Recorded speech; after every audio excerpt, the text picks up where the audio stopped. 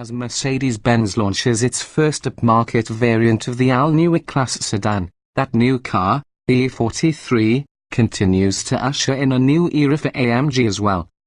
Previously, AMG models were always the autobahn-inhaling, uncompromised hot rods of the range. Those cars still exist, denoted by their 63 or 65 nomenclature. Now, however, the mid-level sport versions also are adapting the AMG moniker, with the lesser number 43. Already, there's a Mercedes-AMG SLC43 Roadster and G43 crossover coupe, with a C43 sedan, coupe, and convertible, plus a GLC43 crossover and crossover coupe all launching soon, not to mention the 4-cylinder 45 AMGs, the CLA and the GLA. All AMG 43 cars use a 3.0-litre twin-turbo V6, which makes 362 horsepower and 384 lb-ft of torque in the models that have already been released. For the E43, a Falterbach fitted larger turbos to coax out another 34 horsepower. It may not be hand-built and individually signed, as are other AMG engines, but the twin-turbo V6, with its 396 horsepower and 384 lb-ft of torque, represents welcome increases of 145 horsepower and 113 lb-ft compared with the 2.0-litre Turbo 4 in the E300. The blown 6 cuts the 0 to 60 mph sprint to 4.5 seconds according to Mercedes, fully 2.0 seconds quicker than we timed the E300. If Mercedes times prove accurate, the E43 would just edge out the 420 horsepower Cadillac CTS Sport but trail the 450 horsepower Audi S6, which we clocked at 3.9 seconds, although some might put the Audi up against the full Zoot E63. Comparisons aside, the E43 clearly is not a high-strung muscle car in the vein of an E63. Its extra oomph, though, is most welcome, and with this engine, you're never left wanting in the way you can be in the 4-cylinder base car. On German roads, the E43 pulled hard and satisfyingly at autobahn speeds, slightly less so when charging away from stoplights.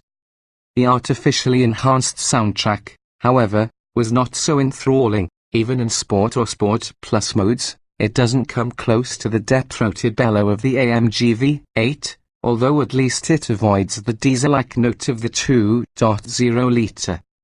The engine is paired with an AMG-enhanced quicker-shifting version of the 9-speed automatic transmission found in the E300.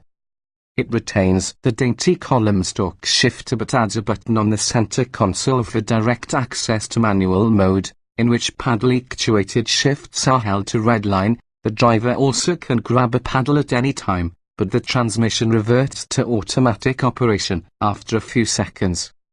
For drivers inclined to use manual mode, the button is a convenience, but the 9-speed is a pretty reliable partner when left to choose its own ratios, particularly in Sport and Sport Plus, where it readily downshifts under braking.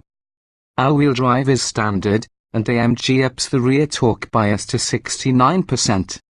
The brakes also are upgraded to 14.2-inch rotors, with vented and cross-drilled fronts.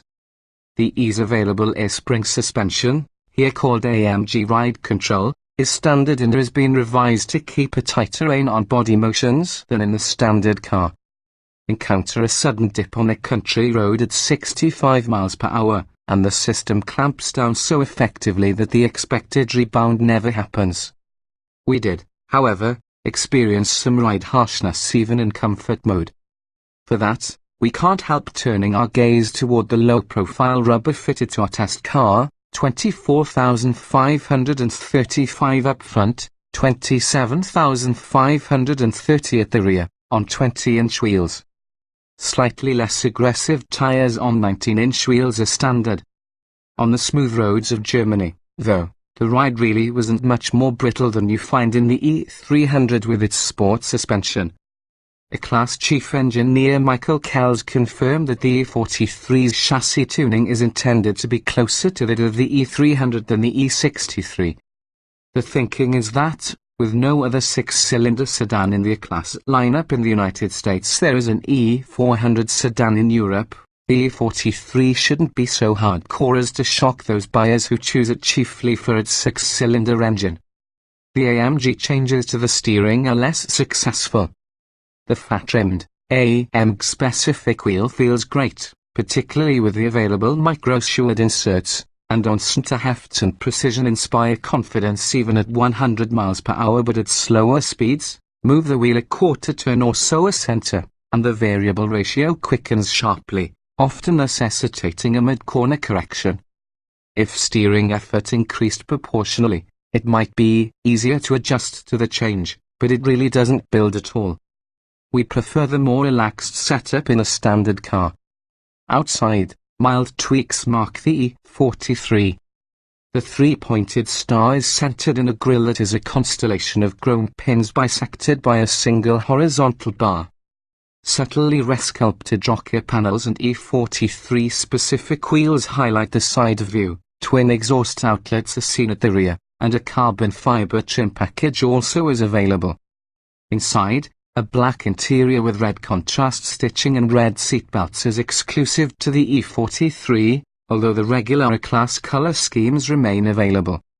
The standard sport seats are firmer than the well-cushioned thrones in the E300 and feature more pronounced side bolsters, which some may find confining. As in the standard E, the 12.3-inch center display screen looks fantastic and is highly configurable, provided you can figure out how to do so. There's a console-mounted control knob that turns, pushes in, and moves up, down, and sideways, the touchpad, located awkwardly just above it, on which you can draw and swipe, and two thumb-actuated touchpads on the steering wheel spokes. It can take a lot of practice to execute a command efficiently.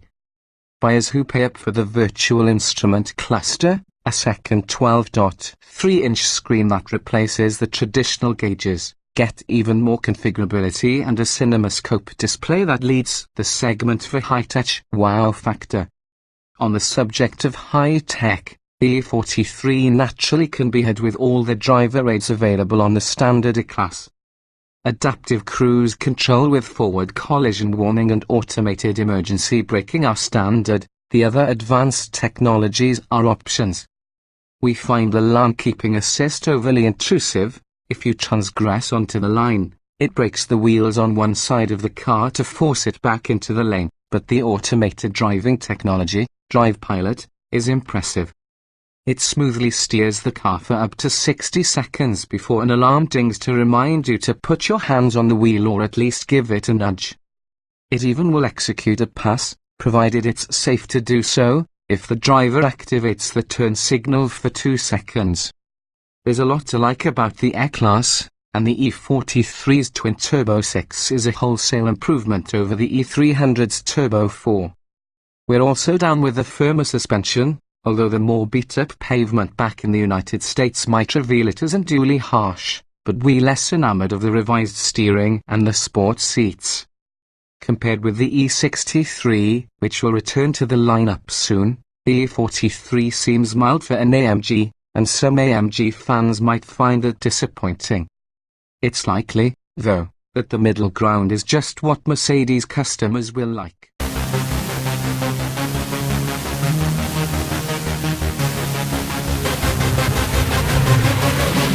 Yeah.